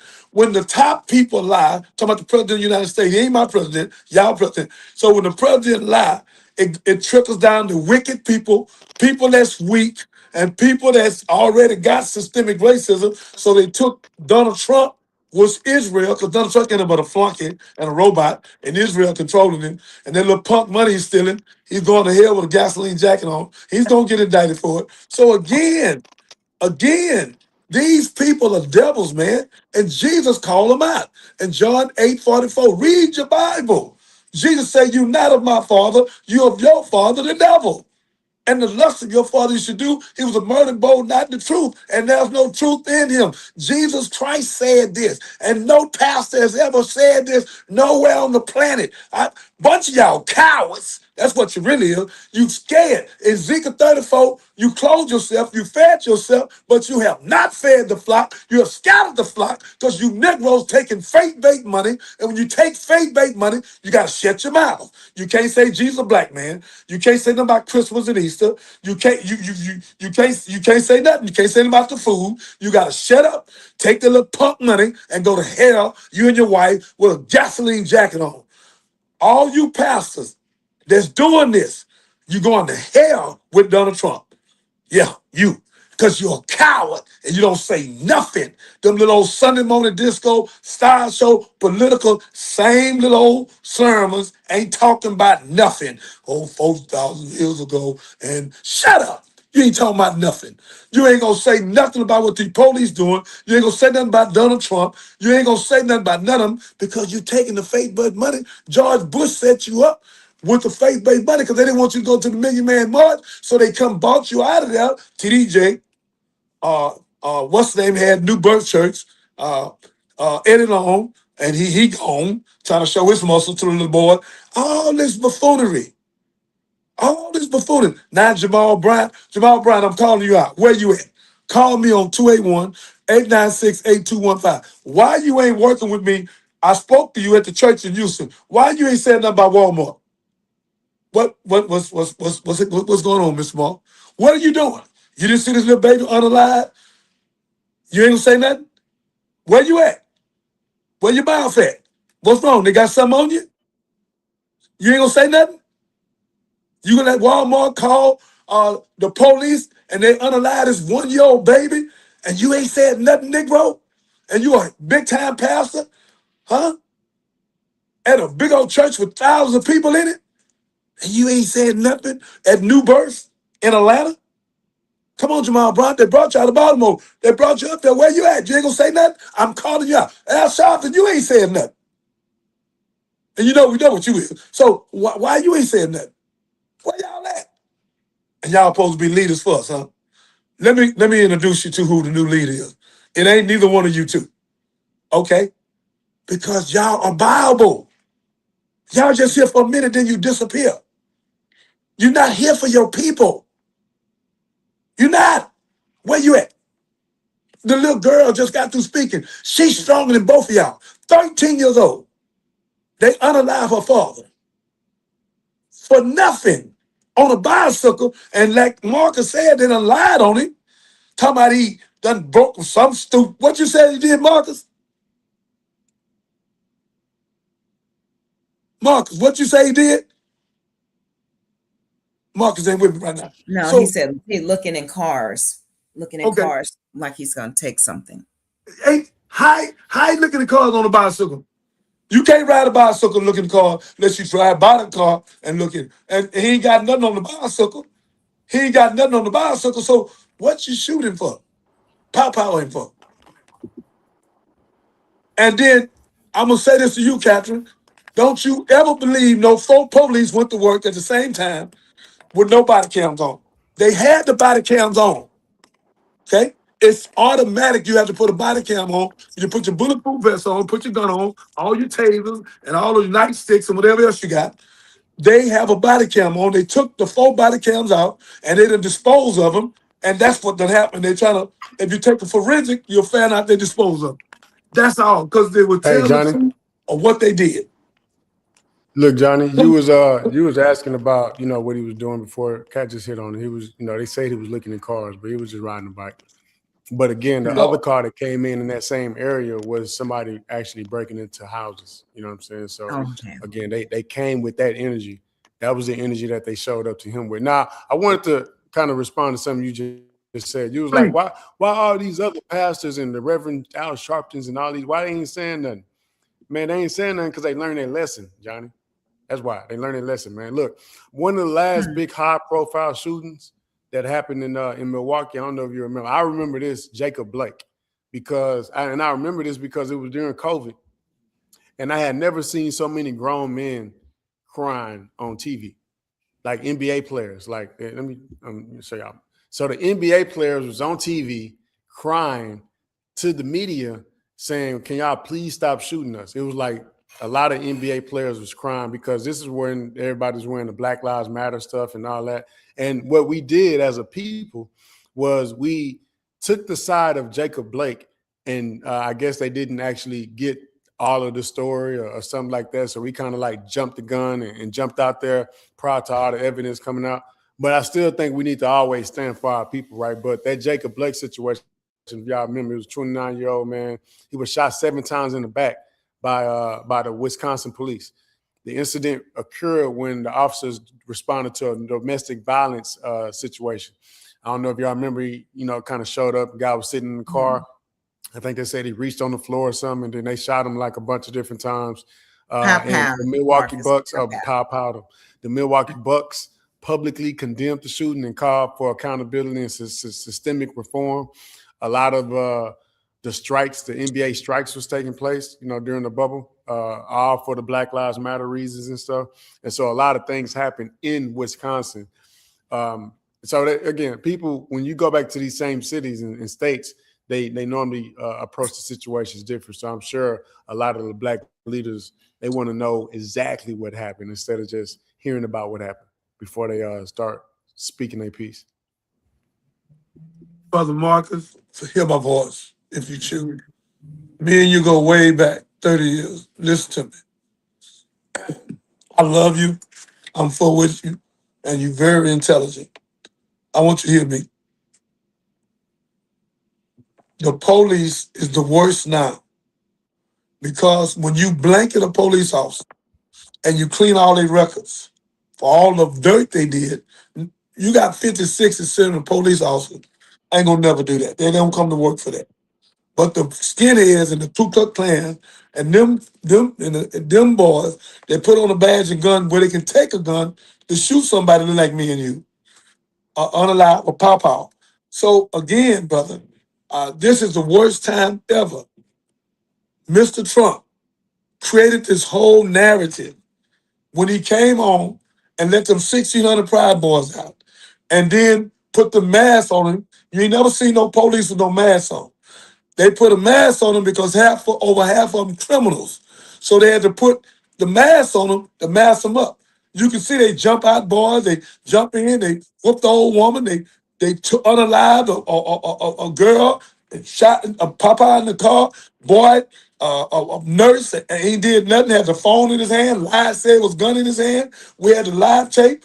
The boy helped 2 women up, they snatched him, throw him down, pulled his gun offside of him, and pow-powed him in the back 10 times, and the 2 people did it was Hispanic.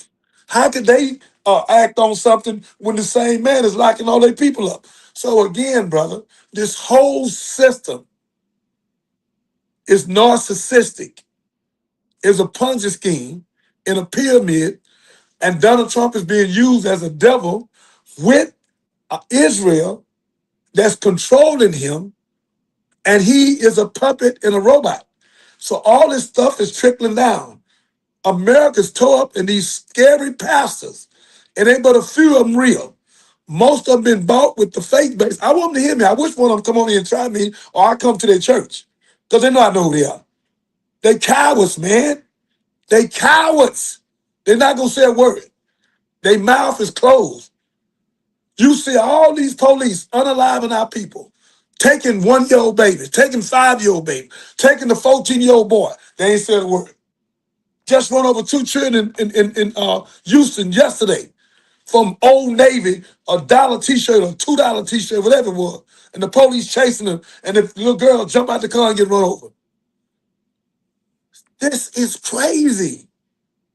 Everybody on the outside of America is looking in and saying, "Oh my God, ooh, I'm scared to go over there. Look at all that chaos." People looking at, look at us, man. I mean, This is I crazy. understand what you're saying, Pastor, but do you remember Keith Porter? The story about Keith Porter? He was the young man that was pow-powed, unalived by an off-duty ICE agent in California. And Yes, then, I remember that. I remember that you showed the tape on. We played it for a day or two. Yeah. yes, and not saying that you were afraid, but you wanted to make sure that you had all of the facts straight before you actually came out publicly and spoke on it. And so I think that's you. And that's what, yeah. But You the said, reason why, Catherine, but when they, and I agree, but I didn't know nothing about that case. You did, and I believe in you, but my name is so strong for me speaking the truth. I've been doing this 35, 40 years for this TV thing even started. I've been a freedom fighter. So what I'm saying to you, Catherine, before I speak, I have to have the evidence. But these boys get the evidence, they still don't speak. This is what I'm saying. They know the evidence, and then they get on TV. Well, we don't want to say nothing about no race. What the hell do you want to say nothing about no racism? They took the phone. They took his keys. They went to a birthday. I went to some party. Then they went ate. Then call the mama. They delete the phone. What the hell you talking about? Ain't no racism. They not out there with the search crew looking for him. They left him. Then now we found out the grandfather told the police not to come. I told you day one that was systemic racism because I calculated it. When I calculate something and I see it, I'm going to say it. And every time I said it, and you've been seeing it for a whole year, when I say it, it's the truth. I ain't lost one case and won't lose one. This was systemic racism, and them 3 little boys had something to do with it. And one of them did the most, and the rest of them, they trying to cover up. And the mama trying to cover up. That's when they took the body part. Why you take the body part? You ain't seen no case. We had no case in America in the last 100 years where they took the body part. They trying to cover up for these children. They took the body parts. We now, when we know something happened to our child, we got to go get the body ourselves. I can go get my own son's body. We got to go get the body and put him in the back of the car, put him in the back seat, and drive him to D.C. Because they give him to one of these people, they done paid him. Go take his neck out, take his stomach out where they can find out. Every piece of evidence, Miss Catherine, they took out this child. So when it got to D.C., they say, but only thing they found was something in the back of his head where they could say, well, they didn't take this out. Yeah. And then the judge came on. You played it, Captain. The judge came on and told the people, a 6-year judge, say, this is enough evidence to call all 3 of them in and arrest them. It is. And he said it was unalive. He didn't say that. He said something else, but unalive. I mean, but like I said, it's Mississippi, and I think Mississippi overplayed its hand this time. They've been getting away with the same thing for so long that they thought they were going to be able to ride this out. I don't know why they wouldn't have thought the kids getting lawyers and shutting off their social media wouldn't look suspicious. I don't know why they thought withholding evidence from the autopsy would not make them look suspicious. I don't understand. I don't understand. Miss Catherine, excuse me, let me take a little bit further. How in the hell y'all been together 8, 9, 10 years, went through school, high school, all that, elementary, and then all of a sudden, y'all, that's y'all friend, and don't none of y'all go to the funeral? That part. That part. You just showed yourself guilty. You showed yourself guilty when you took the keys. You showed yourself guilty when you took the phone. You showed yourself guilty when you deleted the phone. You showed yourself guilty when you said, well, I don't want to talk about it because somebody may. You showed yourself guilty when you went to a club or two. You showed yourself guilty when you went out to eat at a restaurant. You never called the mama or daddy. You went home and went to sleep. They had to come in there, almost snatch the phone from you. And then when the mama finally get the phone, the next day, it's been deleted. And sent her son to D.C. because no Mississippi is Ku Klux Klan. So they sent it to D.C. When D.C. get the body, they say, ain't nothing we can do. Forensic, ain't nothing here. They done cut the boy up inside. Every possible way it was to find out what happened with his body, they cut it out. That's guilty right there. And I told you I have to find the tape. I meant to find it today where the the Cajun rescue team, I always forget what it's called, but where they offered the cadaver dogs to go out like immediately to sniff on the boats and such, and the police department there allegedly turned them away, declined the offer. So it's just a lot. It's a lot. They declined the offer, Catherine, because they all work together. That whole, ain't nowhere in the world I can stay in Mississippi, because I'll be on national TV, because I go down there with 10,000 deep. There's no way I could be in Mississippi. All the states of the United States is racist, but Mississippi is one of the worst one. Then Louisiana. So when I went down there to do the funeral, soon I got through, I went right on back to Jackson, got on the plane, and got up out of there. I'm driving down the street. I would never drive at night. Yeah, I'll just wait for daylight. Because I already know what I'm about to do. I know what I'm about to do, so I ain't gonna drive. Not at night, unless I got a white woman in there that's driving me with a gun on her badge, say she taking me to the airport. So I already know. I know what they're trying to do. So I'm not gonna put myself in a position. I would never drive at night in Mississippi. No way. I get a room and go to sleep immediately. Immediately. Different. The deep South is different. Every time about Texas is the South. No, that's the South. That's the South. Texas is bad. It just ain't bad as Mississippi. It's bad. Right. But I know a lot of police here in Houston, and a lot of them ain't with that. We got about 15, 20% here, but a lot of them ain't with that. So again, my beloved, this show, TikTok, we have proven again, and like Catherine said, we ain't gonna let it go. We not gonna let Karmelo go. We're not gonna let we're not letting this go. All you cowards, you coward pastors, you coward activists, you that's cowards, I'm only speaking to the one that's real. The one that's real, you real pastors, we love you. Freddie Hain is real. Pastor Miller, when I need him, he coming. Pastor Jay, when I call him, he's coming. Bruce Wright, if I call him, he coming. Church from the Wall, he's coming. I got a few pastors I can call. My son, Pastor Abram Bynum, he's coming. I might have 20 of them I can call. Willem, he'll come. So we need some pastors to come together and help us stop this foolishness.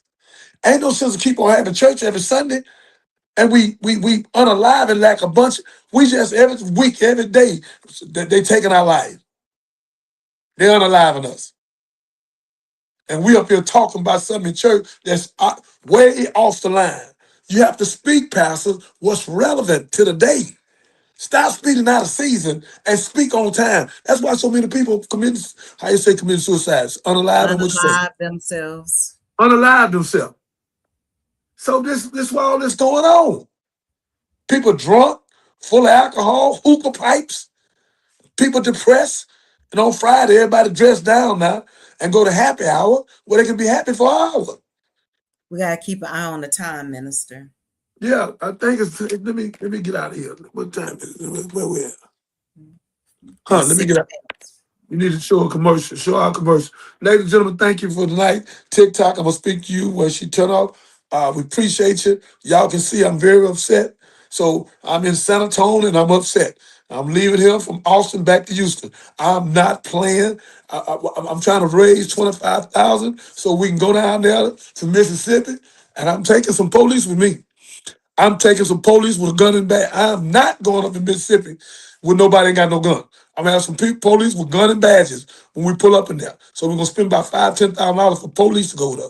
I'm not going down there because I'm not scared of you, but I already know you're gonna make me do something. Then I wind up on the road somewhere. So no, I ain't gonna let you trick me out of my life. I'm gonna bring some police with me so we can go down there and do this thing right. Or do I ain't coming? I ain't coming up in there like that. I ain't worried about you putting me on no tree. That ain't 5 of y'all can't whoop me, so I ain't worried about none of that. So again, when I do come down there, we're gonna have some police with a badge, gun, warrants, and all that, because them 3 boys need to be arrested. And their mamas and daddies need to be arrested for all that cover up. And that grandfather with his low down self, Ku Klux Klan, don't go to the boat. Everything is all right. It ain't sinking, it's my boat. We took care of it. Yes, sir, boss. We won't go. Lord have mercy. But if the boat was sinking, don't they still need help? That was the whole thing. Your boat is sinking. Maybe I don't know enough about boats. But boat and sink don't go in the same sentence. The dude was so strong, he told the police not to go, and the police didn't go.